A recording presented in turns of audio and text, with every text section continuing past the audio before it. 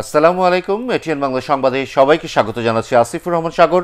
শুরুতেই BRB cables সংবাদ শিরোনাম। করোনা ভাইরাসে আক্রান্ত হয়ে মারা গেলেন বাংলা সিনেমার কিংবদন্তি অভিনেত্রী কবরী।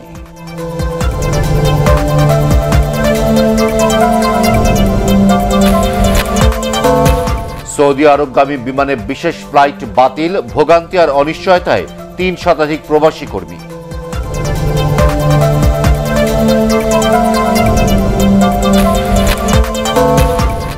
একদিনে ১০১ জনের মৃত্যু করোনা ভাইরাসে। এপ্রিল মাস জুড়েই ভয়াবহ পরিস্থিতি থাকবে বলছেন বিশেষজ্ঞরা।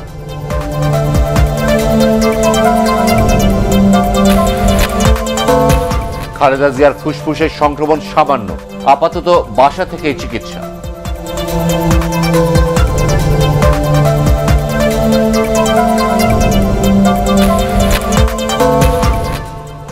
এক মাসের ব্যবধানে গোরস্থানে ৮ গুণ মৃতদেহ খুঁড়ে রাখা হচ্ছে আগাম কবর।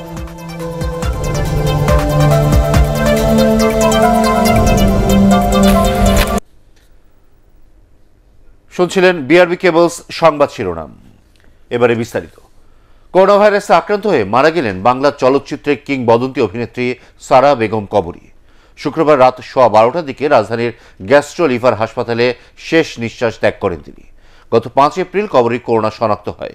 শারীরিক অবস্থার অবনতি হলে তাকে লাইফ সাপোর্টে নেওয়া হয়। ১৯৫০ সালে চট্টগ্রামের বাঁশখালীতে জন্মগ্রহণ করেন কবরী। ১৯৬৪ সালে সুতরাং ছবির মাধ্যমে রূপালী পর্দায় পা রাখেন তিনি। এরপর শতাধিক সিনেমায় অভিনয় করেন জনপ্রিয় এই নায়িকা, করেন ছবির পরিচালনাও। ২০০৮ সালে আওয়ামী লীগের সংসদ সদস্যও নির্বাচিত হন তিনি। সকালে ১১টায় তাঁর দাফনের বিষয়ে আনুষ্ঠানিকভাবে জানাবেন স্বজনরা। পৃথিবী হারালো একটা ভালো মানুষকে। কবরী আপুর সাথে যারা মিশছে তারা জানে কবরী আপু কী ধরনের একজন মানুষ ছিলেন। অত্যন্ত আবেগী মানুষ ছিলেন, কপটতা পছন্দ করতেন না, স্ট্রেট কথা বলতেন, যা ওনার মনে হইতো সৎ এবং ঠিক উনি ওটা বলে ফেলতেন, মনে কোনো কিছু রাখতেন না। অনেকগুলো শিল্পী আমরা কিন্তু হারিয়েছি এই করোনায়, তার মধ্যে এই কিংবদন্তি হারাবো আমরা বিশ্বাসই করতে পারছি না। সত্যি বলি আপনাকে যে সিনেমা শিল্পটা খালি হয়ে যাচ্ছে, কাদের উপর ভর করে আমরা চলবো। করোনার নেগেটিভ সনদ নিয়ে ৬ ঘন্টা আগে বিমানবন্দরে এসেও সৌদি আরব যেতে পারলেন না ৩ শতাধিক প্রবাসী কর্মী। শনিবার সকাল ৬:৩০টায় বিমানে বিশেষ ফ্লাইট থাকলেও শেষ পর্যন্ত তা বাতিল করা হয়। এতে চরম ভোগান্তি আর অনিশ্চয়তায় পড়েন তারা। আরও জানাচ্ছেন মাহবুব কবির চপল। বিশেষ ফ্লাইটে সৌদি আরবে পাঠানোর কথা বলে প্রবাসী কর্মীদের বিমানবন্দরে হাজির হতে বলা হয়। লকডাউনের মধ্যে করোনার নেগেটিভ সনদ নিয়ে তারা শুক্রবার রাত ১১টার দিকে হজরত শাহজালাল আন্তর্জাতিক বিমানবন্দরে হাজির হন, কিন্তু মধ্যরাতে জানতে পারেন ফ্লাইট বাতিল করা হয়েছে। আজকে করোনা পরীক্ষা করাইছি, বলছে যে ফ্লাইট দিব ৬টায়, এখন আসছি ১২টায়, বলছে যে না ফ্লাইট ক্যান্সেল। তাহলে এই হয়রানিটা কিসের জন্য করালো? টিকিটের দামও বেশি, ৯৩,০০০ টাকা টিকিট নিচ্ছে, কিন্তু আয়া ১০,০০০ টাকা খরচ করে আয়া ওনা কইছে ফ্লাইট বন্ধ। তারা বলতেছেন যে ফ্লাইট ক্যান্সেল করা হয়েছে। যদি ক্যান্সেল করা হয়ে থাকে তাহলে আমাদের কোনো এয়ারলাইন্স থেকে কোনো নোটিফিকেশন দেয়নি। আর কি করা আছে কোন আমরা ফ্লাইট কবে চালু হবে, কবে তাদের সৌদি আরব পাঠানো হবে তা জানাতে পারেনি বিমান। আপাতত রাখা হচ্ছে একটি বেসরকারি হোটেলে। ৩১৪ জনের মতো যাত্রী তাদের এখানে আছেন। তো বলছেন যে তাদের থাকা খাওয়া মানে ইফতারি সেহরি বা হিন্দু হইলে তাদের ওইভাবে ব্যবস্থা করতে হবে আর কি আমাদের হোটেলে। আমাদেরকে হোটেল নিয়ে যাওয়ার পর অনেক সময় দেখা যায় যে আপনার বিল ধরায় দেয়। কের 2 দিন আছে, কের 1 দিন আছে, কের 3 দিন আছে, কের কালকে বিশাল ম্যাচ শেষ। তাদের উপায় কি? সৌদি সরকার যদি এটা অ্যালাউ না করে 24 ঘন্টা পার হয়ে যাওয়ার পরে ফিরে আবার করোনা করতে পাঠাবে। বিমান কর্তৃপক্ষ জানায় সৌদি আরবের কারণে বিশেষ ফ্লাইট বাতিল করা হয়েছে। এটা সৌদি গভর্নমেন্ট সৌদি স্লট বন্ধ করে রাখছে, যার জন্য আমরা খবর পাইছি সন্ধ্যার পরে আইসা আমরা এখন ফ্লাইট দিতে পারতেছি না। গভর্নমেন্ট যদি না চায় তাহলে তো আমরা দিতে পারি না।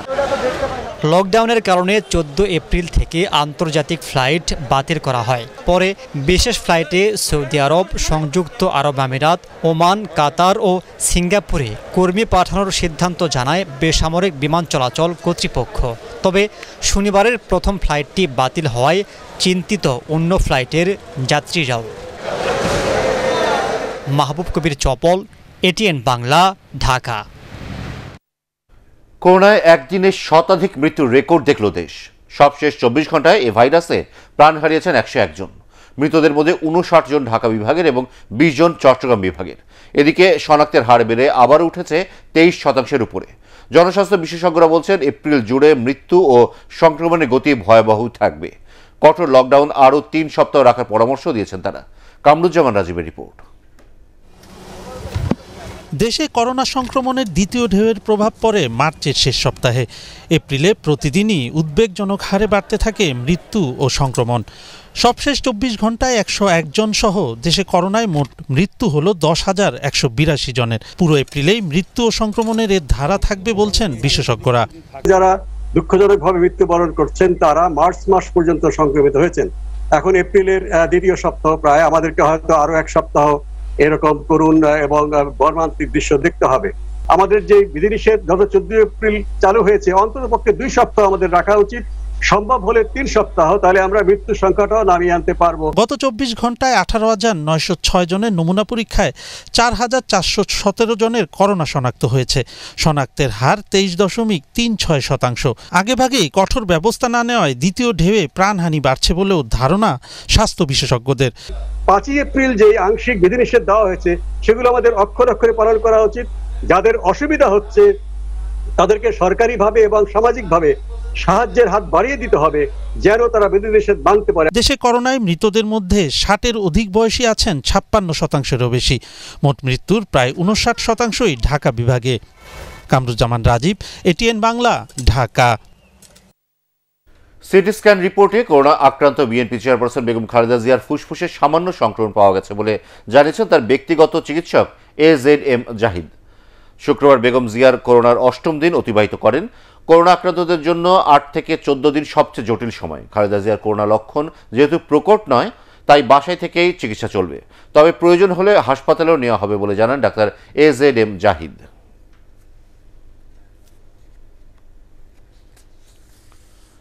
টানা 8 দিনের সর্বাত্মক লকডাউনের তৃতীয় দিন সাপ্তাহিক ছুটি থাকায় রাজধানীর সড়কগুলোতে যান চলাচল ছিল কম। আগের 2 দিনের মতোই তৎপর ছিল আইন শৃঙ্খলা বাহিনী, তবে প্রয়োজনে বের হয়েও হয়রানির অভিযোগ করেছেন কেউ কেউ। এদিকে লকডাউনে জীবিকা নিয়ে সংশয়ে পড়েছেন নিম্ন আয়ের মানুষ। একরামুল হক সায়েমের রিপোর্ট। রাজধানীর নীলক্ষেত নিউ মার্কেট এলাকা। কদিন আগেও কেনাকাটা ঘিরে গোটা এলাকা ছিল জমজমাট। এখন সেখানে অনেকটাই শুনশান নীরবতা। জরুরি কিছু যানবাহনের বাইরে সড়কে কেবল রিকশার আনাগোনা। তবে যাত্রী তুলনামূলক কম থাকায় চিন্তায় ছিলেন রিকশা চালকরা। 1 ঘন্টা বয়ে লইছি, 1 ঘন্টা বয়ে থেকে তারপর এখন খালি গাড়ি লেবারটাই নেই, নীলক্ষেত মুরাইস ফ্যাটের দায় রাস্তায় বাইরের গাড়ি নিয়ে আমাদের গাড়ি শুধু শুধু ডাইকা নিয়ে এই গাড়ি উল্টায় থয়ে দিতেছে। গরিব এখন মরার দশায়, আমরা বাদ পাবো না, কিছু পাবো না। লকডাউনে কাজকর্ম বন্ধ থাকায় নিম্ন আয়ের অন্য পেশার মানুষরা রয়েছেন দুশ্চিন্তায়। বেতন পাইতেছি না, খরচ করতে পারতেছি না, এমনকি বাইরে যাইতে পারতেছি না, ঢাকা শহরে থাকতে পারতেছি না, বহুত কষ্টতে চলতে হয়। হোটেলে খাইতে চাইলে ডাবল ভাড়া, গাড়ি ভাড়া ডাবল, সবকিছু ডাবল। তো আমরা এইভাবে থাকলে কি চলতে পারবো? সাপ্তাহিক ছুটির দিনে রাজধানীর বেশিরভাগ সড়কে যানবাহনের চাপ কম থাকায় গত 2 দিনের মতো আইন শৃঙ্খলা রক্ষাকারী বাহিনীর সদস্যদের তেমন বেগ পেতে হয়নি। দিনের প্রথম ভাগে জরুরি প্রয়োজন ছাড়া মানুষও বের হয়েছেন কম।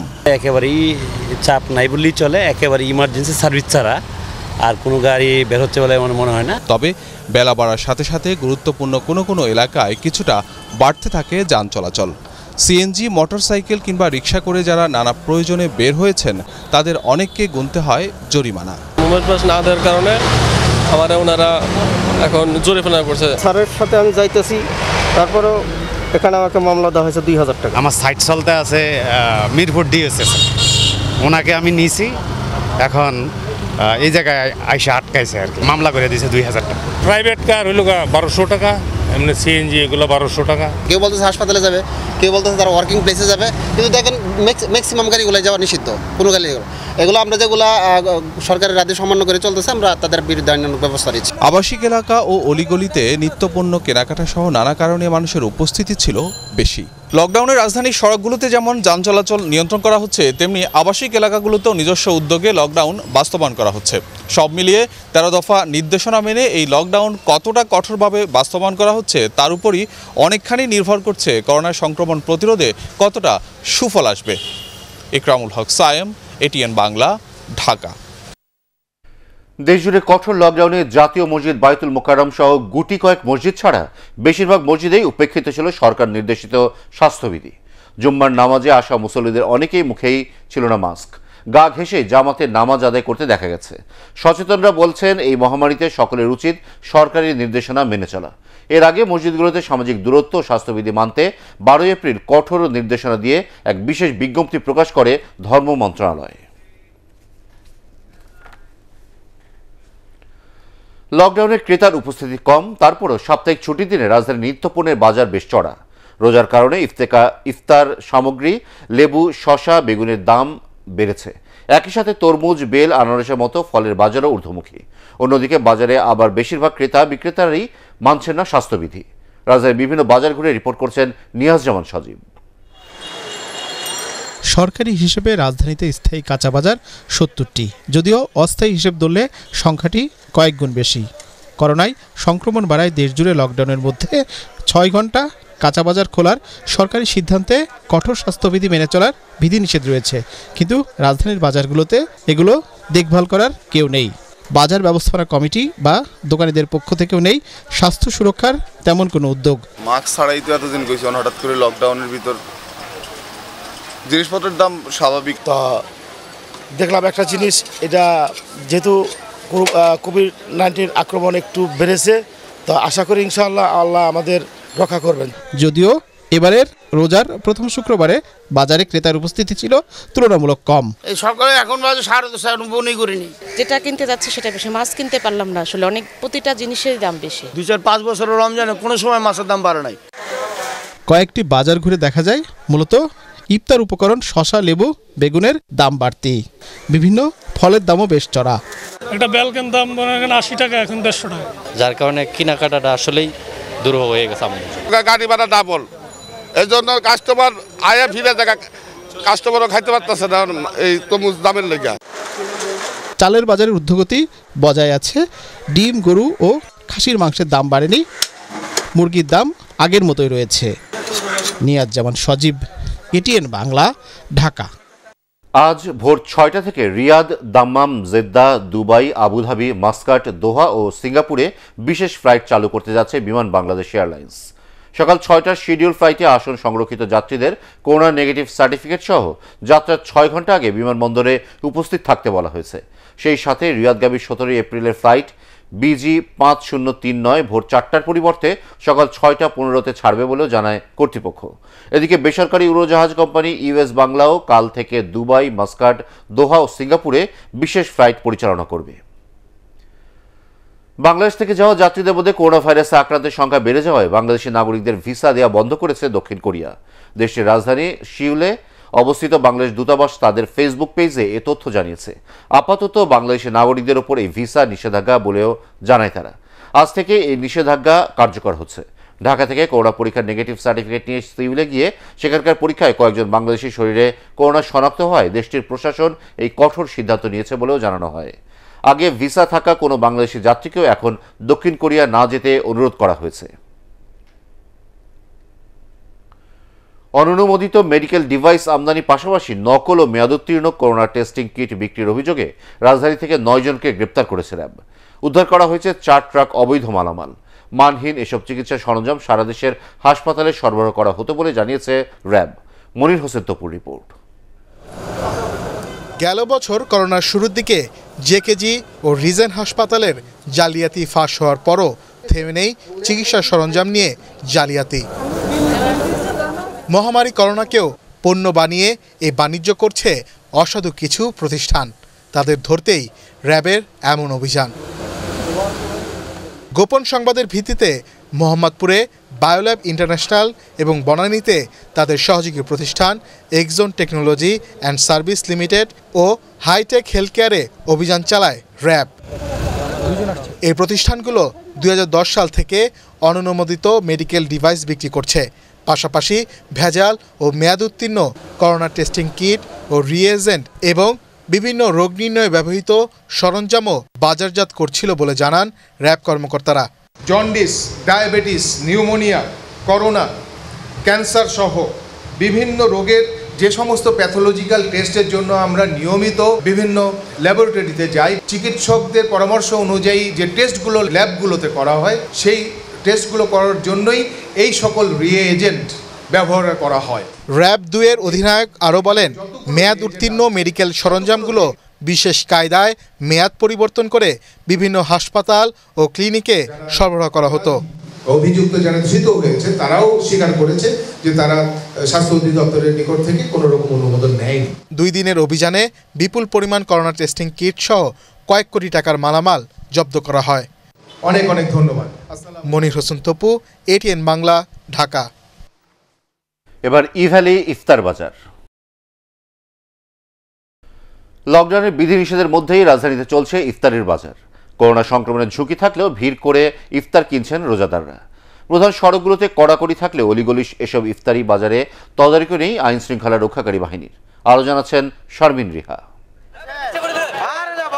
একদিকে লকডাউন, অন্যদিকে আত্মত্যাগ ও সংযমের মাস রমজান। কিন্তু নগরীর বিভিন্ন এলাকায় ইফতার বাজারের অবস্থা দেখে ধৈর্যহারা মনে হয় নগরবাসী অনেককেই। পরিবারের জন্য কেনা ইফতারের সাথে যে করোনাও ঢুকতে পারে তোয়াক্কা নেই।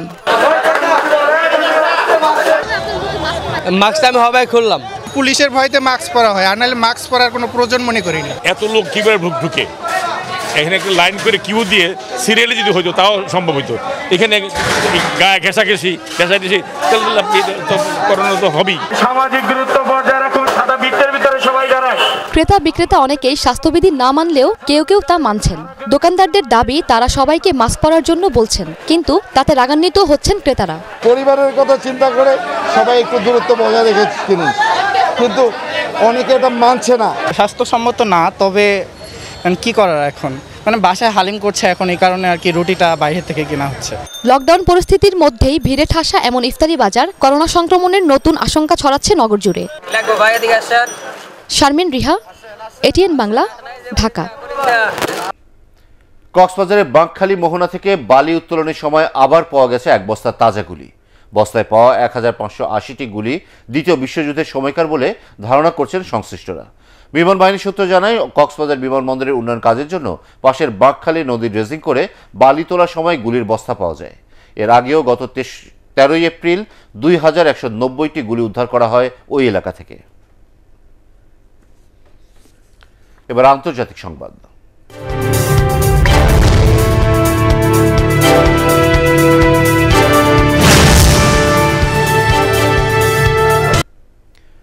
চলতি বছর প্রথম 3 মাসে চীনের বার্ষিক জিডিপি প্রবৃদ্ধি বেড়ে রেকর্ড 18.3% দাঁড়িয়েছে। গত বছরের একই সময়ের তুলনায় মোট দেশজ উৎপাদন বা জিডিপির এই প্রবৃদ্ধি দাঁড়ায়। করোনা ভাইরাস মোকাবেলার মাধ্যমে এত প্রবৃদ্ধি অর্জন করে রীতিমতো বিস্ময় তৈরি করেছে চীন, যদিও তা রয়টার্সের এক জরিপের পূর্বাভাস থেকে কম। অর্থনীতিবিদরা বলছেন, করোনা সংক্রমণের কারণে 2020 সালের প্রথম 3 মাসে চীনের জিডিপি প্রবৃদ্ধি 6.8% নেমে গিয়েছিল। এই কারণেই তুলনামূলক এই প্রবৃদ্ধি এত বেশি এসেছে। সামনের মাসগুলোতে স্বাভাবিকভাবেই এত প্রবৃদ্ধি আসবে না বলে মনে করছেন অর্থনীতিবিদরা। এবার জানিয়ে দেব সেহরির সময়সূচি।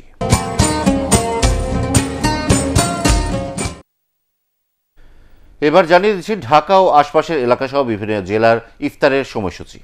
আজ ঢাকায় ইফতার সন্ধ্যা 6:24, রাজশাহীতে 6:31, চট্টগ্রামে 6:15, সিলেটে 6:19, খুলনায় 6:23, বরিশালে 6:22, রংপুরে 6:31 এবং ময়মনসিংহে ইফতার সন্ধ্যা 6:25। এবার পার্টেক্স খেলার খবর।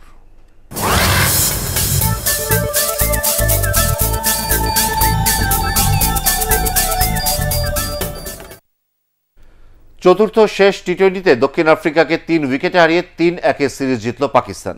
সেঞ্চুরিয়ানে স্বাগতিকদের দিয়ে 142 রানের লক্ষ্যে খেলতে নেমে দলের মাত্র একটারেই সাজঘরে ফেরেন মোহাম্মদ রিজওয়ান। দ্বিতীয় উইকেটে 91 রানের জুটিতে সহজ জয়ের পথেই ছিল পাকিস্তান। ফখরুজ জামান 60 ও বাবর আজম 24 রানে বিদায়ের পর কিছুটা ছন্দপতন হলেও এক বল বাকি থাকতে 7 উইকেটে 149 রান করে তারা। এর আগে টস হেরে ব্যাট করতে নেমে 3 বল বাকি থাকতে 141 রানেই গুটিয়ে যায় দক্ষিণ আফ্রিকা দলের পক্ষে সর্বোচ্চ 52 রান করে ভ্যান ডার ডুসেন।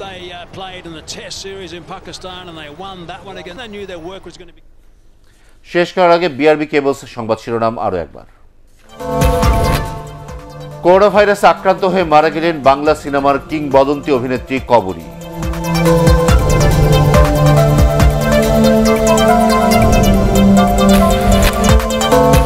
সৌদি আরবগামী বিমানের বিশেষ ফ্লাইট বাতিল, ভোগান্তি আর অনিশ্চয়তায় ৩ শতাধিক প্রবাসী কর্মী।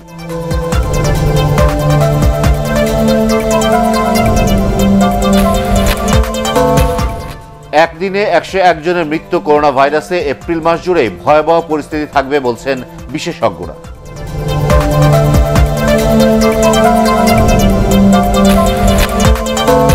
খালেদা জিয়ার ফুসফুসের সংক্রমণ সামান্য, আপাতত বাসা থেকে চিকিৎসা।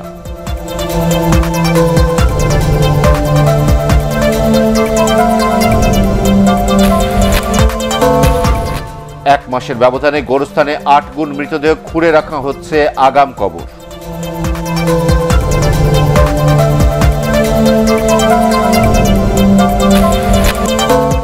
পরবর্তী সংবাদ দেখার আমন্ত্রণ জানিয়ে এখনকার মতো শেষ করছি। করোনা ভাইরাস থেকে নিজেকে সুরক্ষিত রাখতে মাস্ক পরুন, বারবার হাত পরিষ্কার করুন। এটিএন বাংলা সংবাদ ইউটিউবে দেখতে ব্রাউজ করুন youtube/ATN Bangla News।